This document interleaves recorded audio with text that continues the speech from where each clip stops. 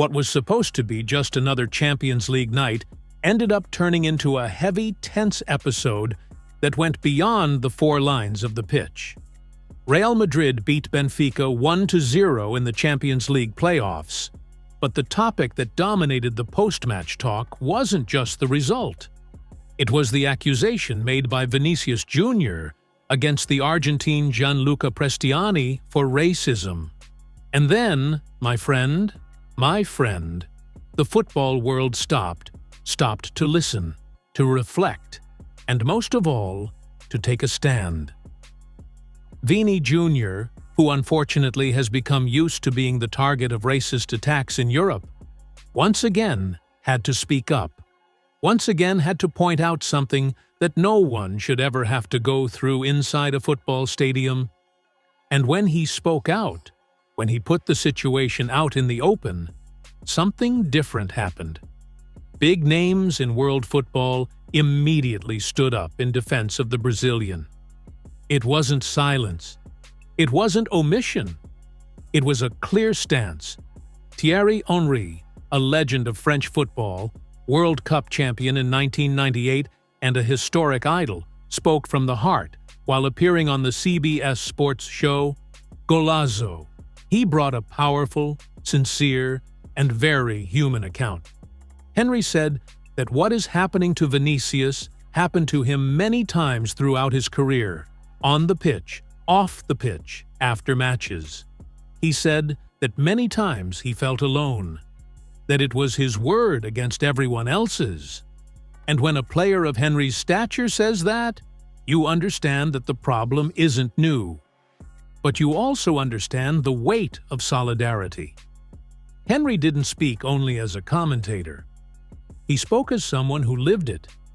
He spoke as someone who knows what it's like to hear insults, see hostile looks, deal with provocations, and still have to keep playing.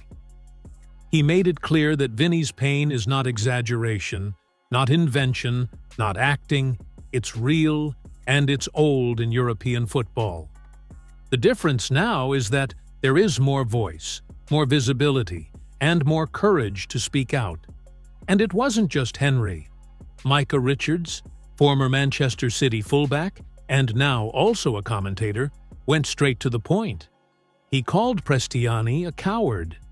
He said that maybe we will never know if there will be enough proof, but that he feels for Vinicius Jr. because he is left unprotected. And look at the word he used, unprotected.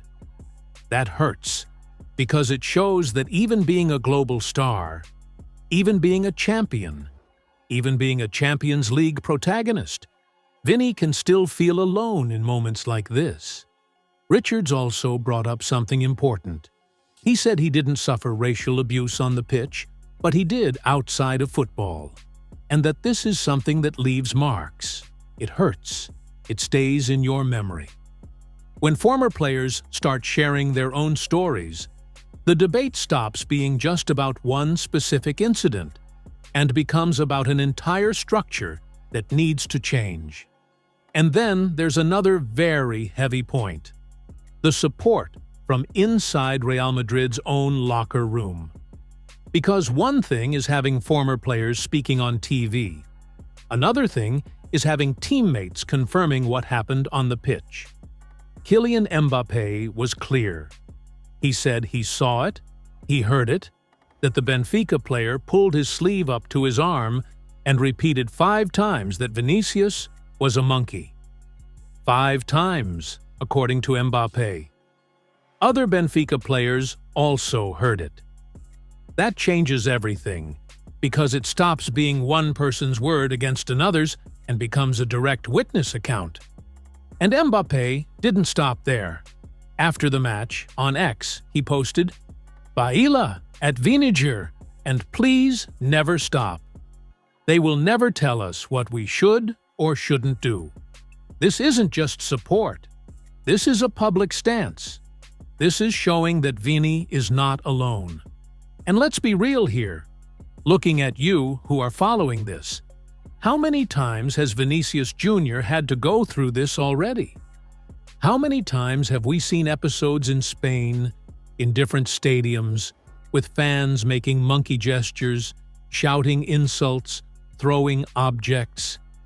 He has become a symbol of this fight, but nobody chooses to become a symbol of pain.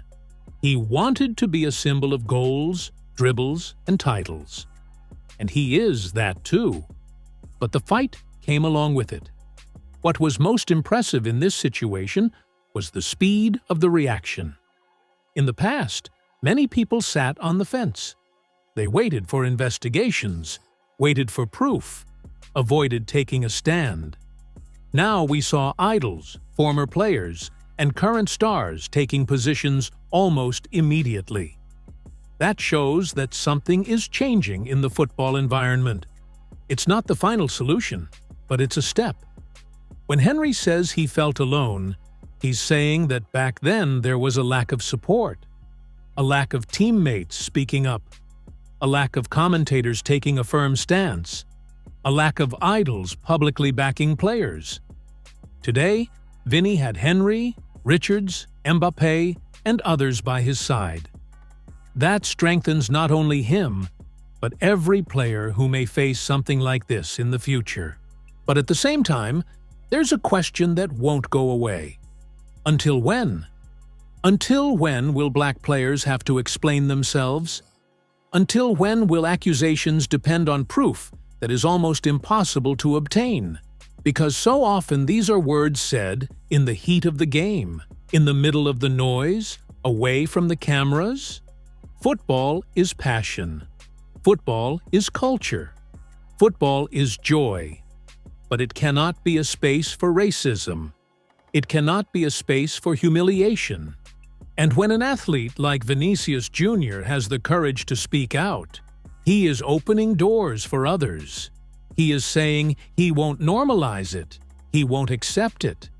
And look at the weight of Mbappé speaking out, one of the biggest names in world football, a World Cup champion, a Champions League star, publicly saying that he saw it and heard it. That puts pressure on things. That makes UEFA look more closely. That makes the international press pay attention. That doesn't let the case fade away. Henry's posture was also very symbolic. He didn't attack recklessly. He didn't make an inflammatory speech. He brought experience. He brought lived reality. He brought humanity. He showed that he understands what is happening and what it feels like. And when someone who was once a global superstar says, "This happened to me so many times," you realize the problem isn't isolated. Micah Richards, in turn, brought the pain of someone who suffered outside the pitch. Because racism doesn't end when the final whistle blows. It follows you in daily life, on social media, in the streets, in the press. And many times the player has to smile, train, and play as if nothing is happening. What stands out the most is that, even in the face of all this, Vinicius keeps playing, keeps deciding games, keeps being a protagonist. The winning goal for Real Madrid against Benfica was almost pushed into the background because of the accusation. That shows how situations like this steal the spotlight and mark a night that should have been purely about football.